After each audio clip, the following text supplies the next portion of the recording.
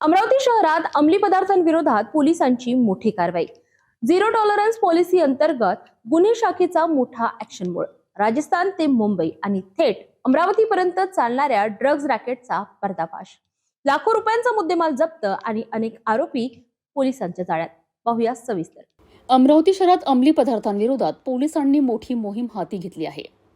Police आयुक्तांच्या मार्गदर्शनाखाली गुन्हे शाखेने झिरो टॉलरन्स पॉलिसी अंतर्गत ही कारवाई केली आहे। 20 मार्च रोजी गुन्हे शाखा पथकाला गुप्त माहिती मिळाली की शहरात अंमली पदार्थांची विक्री आणि वाहतूक सुरू आहे।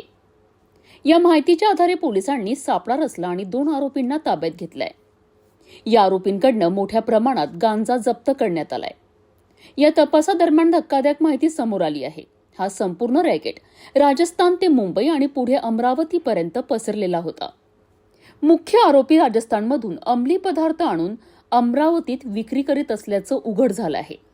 यानंतर पोलिसांनी राजस्थानपर्यंत तपासाची व्याप्ती वाढवली आणि तिथूनही मोठ्या प्रमाणात मुद्देमाल जप्त केला आहे।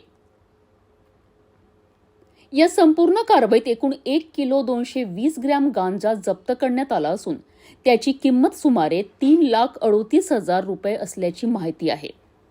तसेच आरोपींविरोधात NDPS कायद्याअंतर्गत गुन्हा दाखल करण्यात आलाय। सध्या पोलिसांकडून या रॅकेटमधील इतर आरोपींचा शोध सुरू आहे।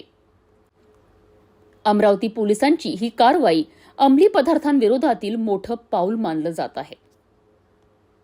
तर अमरावतीत अंमली पदार्थांविरोधात पोलिसांनी केलेल्या या मोठ्या कारवाईमुळे ड्रग्ज रॅकेट चालविणाऱ्यांचे धाबे नक्कीच जणांले असतील, कारण अशा कारवाया पुढेही सुरूच राहणार असल्याचं पोलिसांचं म्हणणं आहे। त्यामुळे अजून या रॅकेट मागील कोणकोणते मोठे मासे सापडणार हे पाहणं महत्त्वाचं ठरणार आहे।